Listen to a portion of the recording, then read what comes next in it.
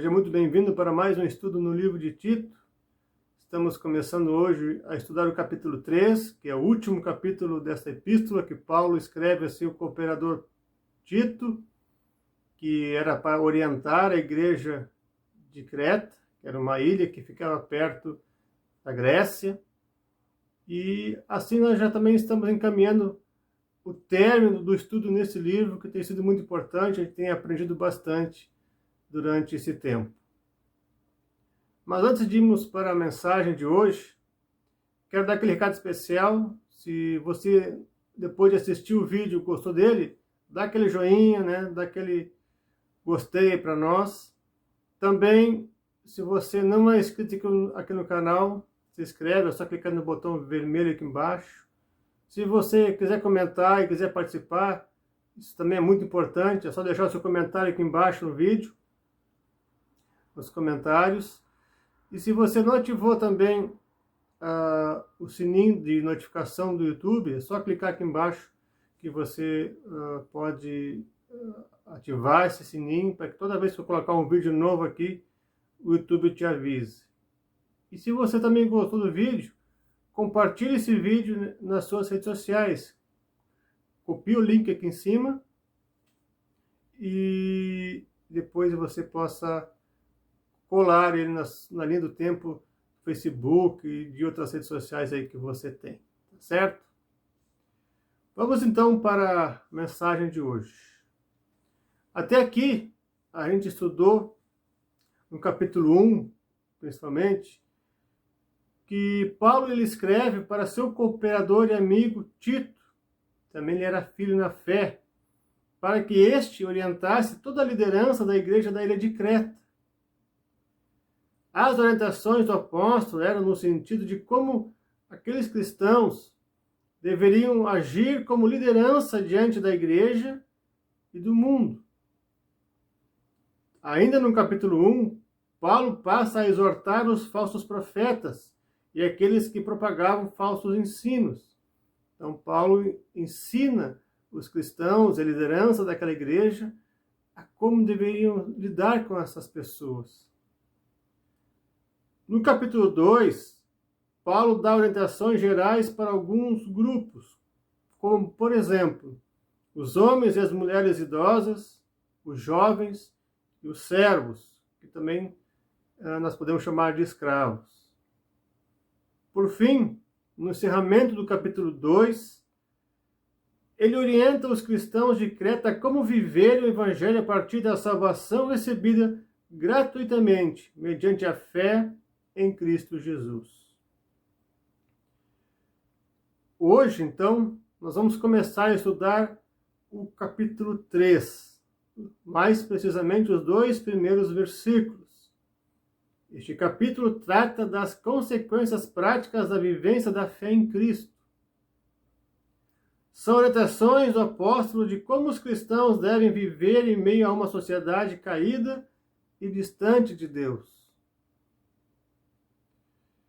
No texto de hoje, veremos como os cristãos devem se relacionar com as autoridades civis constituídas e também com a sociedade. Sempre é um assunto importante que carece de esclarecimentos para muitas pessoas. Então, passo a ler o texto de hoje. Tito, capítulo 3, versículos 1 e 2, que diz o seguinte: Lembra-lhes que se sujeitem aos que governam, às autoridades, sejam obedientes, sejam prontos para toda boa obra. Não difamem a ninguém, nem sejam altercadores, mas cordatos, dando provas de toda cortesia para com todos os homens. A mensagem de hoje eu dividi ela em 3 pontos, e o primeiro ponto eu coloquei como título a obediência às autoridades. E eu vou destacar a primeira parte do versículo 1, que diz o seguinte: Lembra-lhes que se sujeitem aos que governam, às autoridades, sejam obedientes. Quando Paulo dá essa orientação, ele provavelmente tem em mente o que escreveu aos Romanos, no capítulo 13, versículo 1, que diz que não há autoridade que não proceda de Deus e que as autoridades que existem foram por ele instituídas. Para Paulo, isso era bem claro. E por isso, a necessidade de instruir os demais cristãos, que não tinham tanta clareza assim. E por ser Deus, aquele que institui as autoridades e que remove reis e estabelece reis, como diz Daniel 2, 21, é que os cristãos devem se sujeitar às autoridades e aos que governam. Além disso, a sujeição ao próximo é um mandamento divino, como lemos em Efésios 5, 21, que diz que devemos nos sujeitar uns aos outros no temor de Cristo.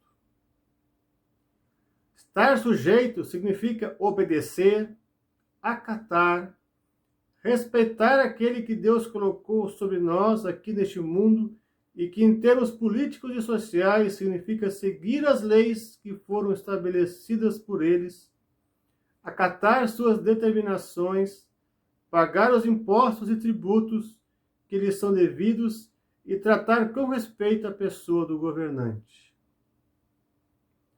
Essa sujeição não deve ser entendida como que os que governam sejam pessoas superiores ou melhores que os governados, mas que eles ocupam uma posição que está acima da nossa.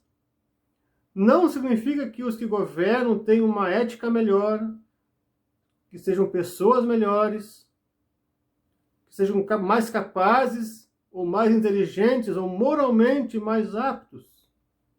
Apenas se trata da função que essas pessoas ocupam.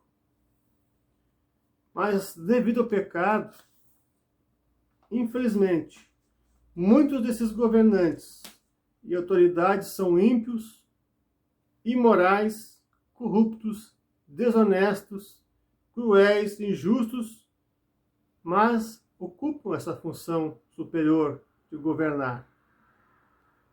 Quando Paulo escreve esta epístola, ele sabia muito bem dessa realidade, pois na sua época existiam imperadores, senadores, prefeitos, magistrados, centuriões, entre outros, que eram corruptos, maldosos, injustos, violentos e que tinham sede de poder. O apóstolo sabia muito bem disso, por isso que ele queria ser entendido como se referindo à posição que eles ocupam, e não às suas pessoas. A providência de Deus de instituir reis, presidentes, governantes e príncipes, ela é secreta. Nem sempre sabemos o porquê de Deus permitir que um governante ímpio, injusto, cruel e que vai perseguir a igreja se levante. Podemos dar um exemplo, por exemplo, na China, que é um país que tem um governo autoritário, país comunista, que persegue, prende e mata os cristãos. A gente não sabe por que Deus levantou um governo assim lá. Mas hoje se tem a ideia, e já se fez estudos sobre isso, de que a igreja na China, que teve que ir para o subterrâneo, para lugares escondidos, para cavernas e até túneis que foram cavados, ela cresceu tanto que hoje se estima que a igreja na China, a igreja cristã, ela é maior que a igreja dos Estados Unidos. Talvez essa seja uma resposta para essa pergunta. Por que Deus, às vezes, permite que um governo persiga, se levante para que perseguir a igreja de Cristo? A gente não sabe os reais motivos por completo, mas Deus tem os seus motivos. Ele é o Senhor da história, Ele conhece todas as coisas e sabe o porquê de tudo. Independente de quem governa, ser bom ou ruim, todo cristão deve saber que toda autoridade procede de Deus. Mesmo que tenha chegado ao poder de forma errada, como golpe de Estado, urna fraudada, corrupção, força militar, povo enganado ou entre outros motivos. Mesmo assim, é Deus quem os coloca no poder. É o que podemos perceber no diálogo de Jesus e Pilatos em João capítulo 19, versículos 10 a 11, onde o Pilatos ele interroga Jesus, faz várias perguntas e Jesus não responde. Então Pilatos o advertiu: não me respondes? Não sabes que tem autoridade para te soltar e autoridade para te crucificar? Mas respondeu Jesus: nenhuma autoridade teria sobre mim se de cima não te fora dado. Jesus ele também concorda com o que Paulo fala. Aliás, seria o contrário, né? Seria Paulo pregando aquilo que ele ouviu de Jesus,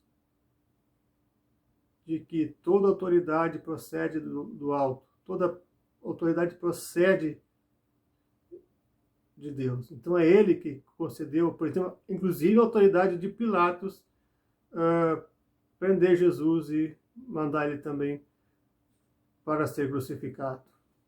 E Jesus reconhece isso no dia que ele estava frente a frente com Pilatos. Seguindo esse princípio de que toda autoridade procede de Deus, Paulo, em Romanos 13, versículo 2, vai dizer que aquele que se opõe à autoridade resiste à ordenação de Deus. Ou seja, quando resistimos às autoridades, estamos indo também contra aquilo que Deus instituiu. Como vamos ver mais à frente, não quer dizer que devemos ficar calados diante de um governo corrupto e injusto. Mas o princípio geral é que se há um governo, e se o governo é instituído por Deus, resistir ao governo seria resistir à ordenação de Deus. O que Paulo provavelmente tem em mente aqui são situações como esta. Primeiro, desobedecer aos governantes, sendo estas leis justas e boas, mesmo que o governante seja ímpio. Às vezes acontece, tem governantes que são ruins, mas que tem algumas leis que são boas. Então essas não devem ser desobedecidas.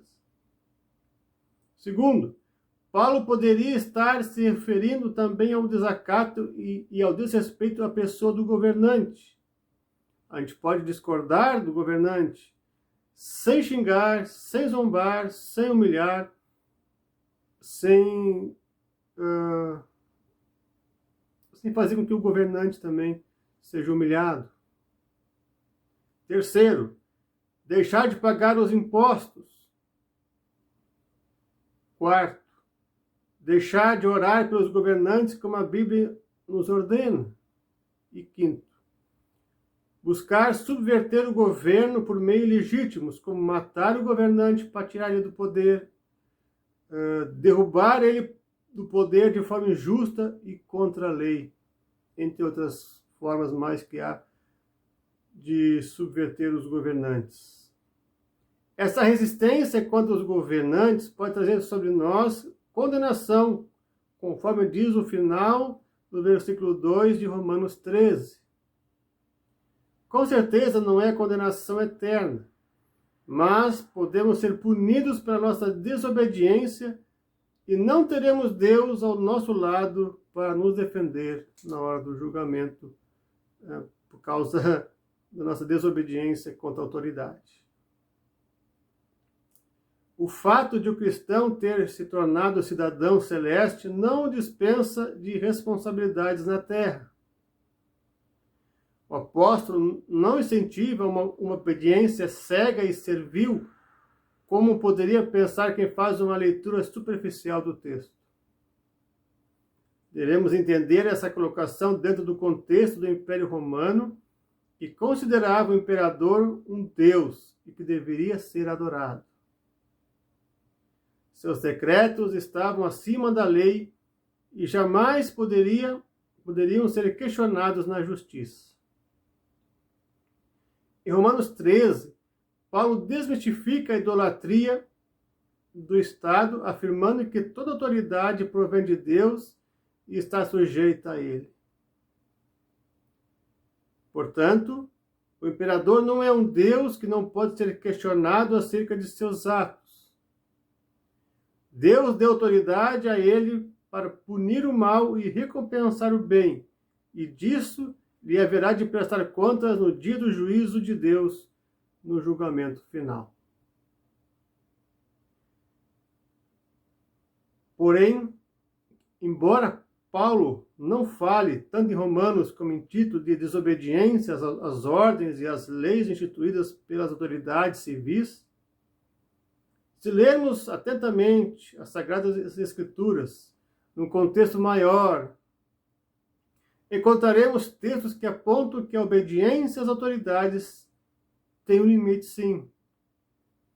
Esse limite chega quando as leis humanas afrontam as leis de Deus. Um exemplo disso é que nós encontramos em Atos capítulo 5, quando os apóstolos eles são presos por pregar o evangelho, e à noite um anjo do Senhor vai lá e solta eles da prisão. E eles retornam para pregar o evangelho no templo, conforme foi a ordem que o anjo deu a eles.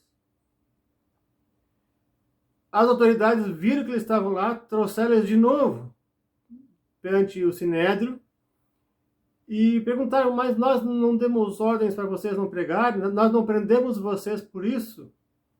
Aí então os apóstolos respondem no versículo 29 do capítulo 5 de Atos. Antes importa obedecer a Deus do que aos homens. Porque a palavra de Deus estava sendo impedida de ser pregada, e isso é contra a lei de Deus. Por isso, a desobediência é a ordem de prisão. Um outro texto que também nos aponta para essa desobediência é em Êxodo 1, versículos 15 a 20, quando o faraó dá ordens às parteiras do Egito para matarem todo menino hebreu quando esse nascesse. O faraó viu que o povo hebreu estava crescendo muito e ficou com medo de que o povo dominasse o povo do Egito. O povo hebreu dominasse o povo do Egito.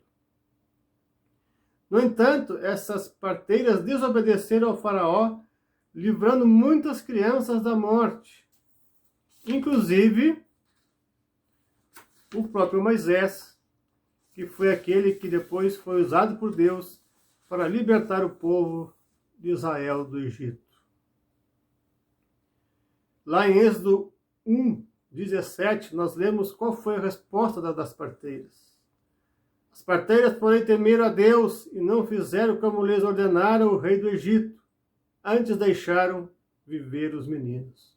Por temer a Deus, também por temer a Ele, elas não fizeram e não cumpriram a ordem do faraó.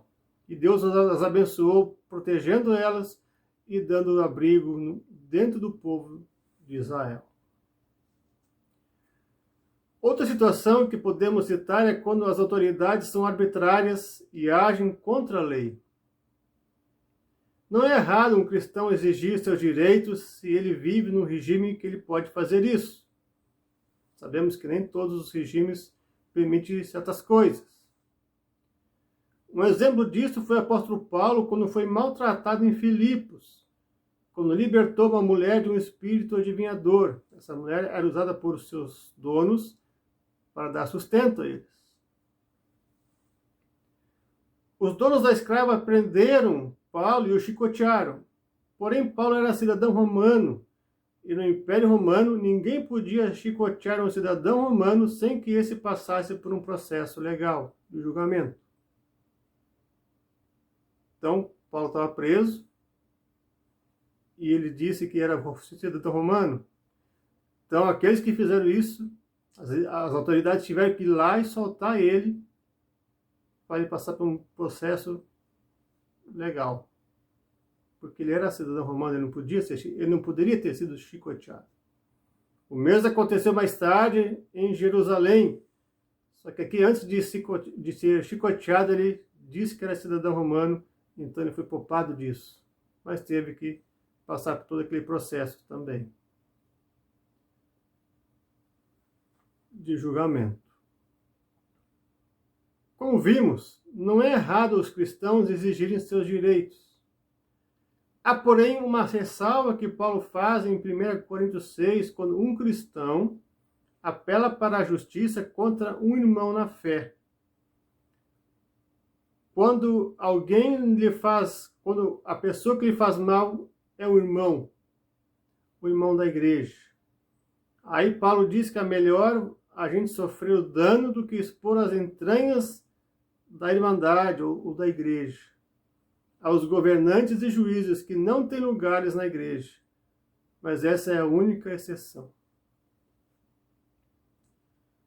Há uma terceira situação, que é quando uma autoridade se vira contra a igreja e a persegue, querendo exterminar os cristãos. Quando isso acontece, nós podemos orar para que Deus remova autoridades desse tipo. Também podemos participar de movimentos e atos contra o governo, desde que legítimos e permitidos pela lei, como greves, manifestações de rua ou nas mídias sociais e também passeatas. Podemos fazer isso desde que seja com temor e respeito, quando temos oportunidades como temos no Brasil. Lembrando que em muitos países esses atos não são permitidos, são coibidos com violência pela polícia ou pelo exército, em países autoritários, como países comunistas ou até islâmicos.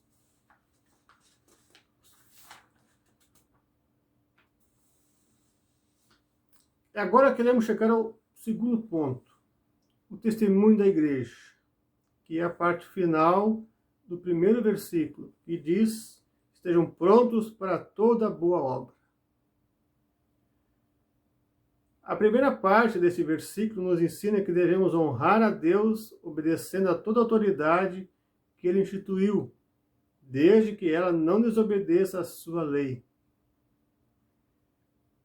Como já estudamos no capítulo 2, pela fé mediante a graça de Deus, todo cristão é chamado a dar um bom testemunho na sociedade. Nesse sentido, a Igreja de Cristo deve estar pronta a servir o próximo no mundo. O zelo da Igreja em boas obras deve ter efeitos para o bem-estar de todo o povo. Essa é a exigência fundamental, decisiva para toda a ética social do Novo Testamento. Se olharmos para a história do cristianismo e estudarmos mais a fundo, perceberemos que os cristãos, durante os séculos, sempre foram bons cidadãos nos países onde viveram, sempre cumpriram com suas obrigações, com seus impostos, sempre foram obedientes às autoridades e também sempre respeitaram os governantes e sempre obedeceram às leis, entre outras coisas. Eles só não se sujeitavam às autoridades quando elas criavam ou decretavam leis que ofendiam a lei de Deus. Um exemplo disso era em Roma, quando o imperador romano quando foi instituído o culto ao imperador romano. O imperador romano foi declarado Deus e todo cidadão romano deveria cultuar a ele como Deus. Todo o cidadão que morava no Império Romano. Quando os cristãos ficaram sabendo disso, eles dizem: não, nós não vamos fazer isso porque nosso único Senhor, nosso único Deus e o único que nós devemos adorar é Jesus. É claro que isso custou a vida de muitos, mas eles permaneceram fiel ao propósito de somente adorar um Deus, fiel ao primeiro mandamento.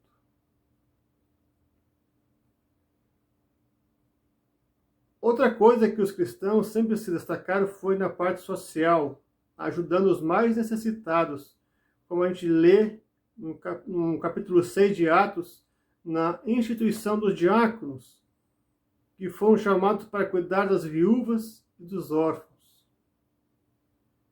Mas, se estudarmos mais a fundo toda a história do cristianismo, vamos encontrar outros exemplos na história, como a criação de outras coisas que os cristãos participaram, de criação de outras instituições, como, por exemplo, os hospitais, a criação de orfanatos, também na libertação dos escravos em muitos países, entre outras realizações onde os cristãos sempre estiveram presentes e fizeram a diferença no mundo.